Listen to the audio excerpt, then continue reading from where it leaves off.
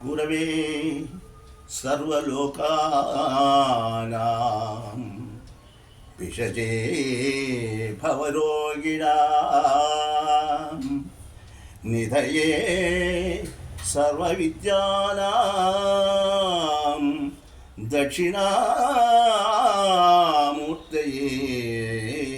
నమః.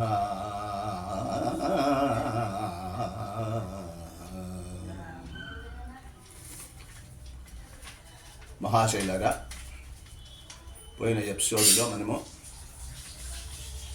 శని బలం ఎవరికి ఉంటుంది, ఎవరికి ఉండదు, ఏ ఏ రాశిలో ఉంటే ఎట్లా మనం చూసుకోవాలనే విషయాన్ని అంతా మనము తెలుసుకున్నాము. మరి ఇప్పుడు ఈ ఎపిసోడ్లో శని బలము లేని వాళ్ళు ఏమి చేసుకోవాలా, ఆ శని బలం వచ్చేదానికి ఏమి చేసుకుంటే వాళ్ళకు ఆ శని యొక్క ప్రభావము, ఆ తీవ్రత తగ్గుతుంది అనేది ముందుగా మనము తెలుసుకుందాం. మీకు చెప్పినాము ఈ 12 స్థానంలో ఎక్కడెక్కడ ఉంటే ఏ ఏ ఫలితాలు ఇస్తాయని శ్లోకం ద్వారా మీకు తెలియజెప్పాను. మరి దీనికి తోడు ఇప్పుడు ఇంకొక 3 ఉన్నాయని చెప్పినాను. అవి ఏమంటే అర్ధాష్టమ శని. అర్ధాష్టమ శని అంటే రాశి నుండి 4వ ఇంట్లో ఉంటే దాన్ని అర్ధాష్టమ శని అంటారు. ఇప్పుడు మేషరాశి ఉంది, మేషరాశికి 4వ రాశి వచ్చేసేసి కర్కాటకము, అట్లనే వృషభానికి సింహము. ఈ విధంగా మనం తెలుసుకోవాలి. ఆ విధంగా మన రాశి నుంచి అర్ధాష్టమం అనేది తెలుసుకోవాలి. తరువాత అష్టమ శని, ఇది 4వ ఇంట్లో ఉంటే అర్ధాష్టమం, అదే 8వ ఇంట్లో ఉంటే అష్టమ శని.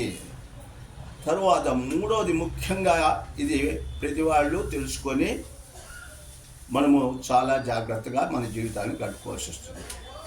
ఇది ఏలినాటి శని అంటారు.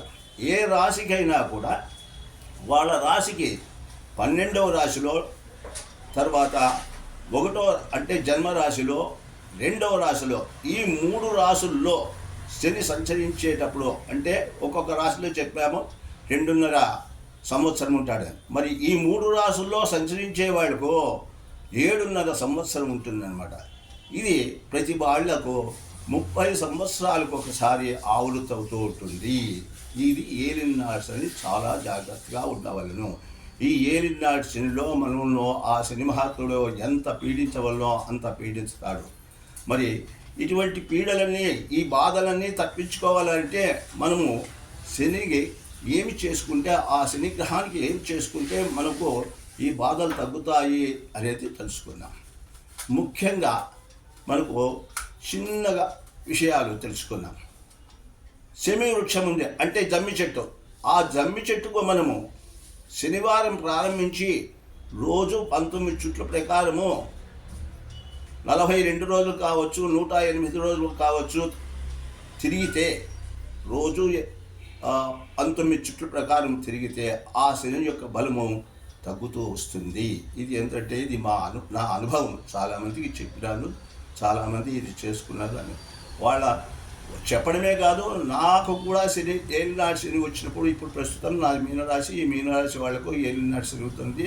కాబట్టి ఈ ఏలినాటి శనికి నేను కూడా ఈ క్రియ చేస్తూనే ఉన్నాను అన్నమాట.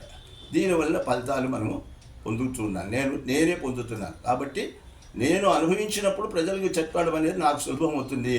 కాబట్టి దయచేసి వాళ్ళందరూ కూడా చిన్న ఉపాయం ఇది ఏమంటే, మీరు ఎక్కడన్నా కానీ జమ్మి చెట్టుకు శనివారం ప్రారంభించి రోజు ఉదయము మీరు ఆ జమ్మి చెట్టుకు ప్రదక్షిణ చేస్తూ వస్తే తప్పున.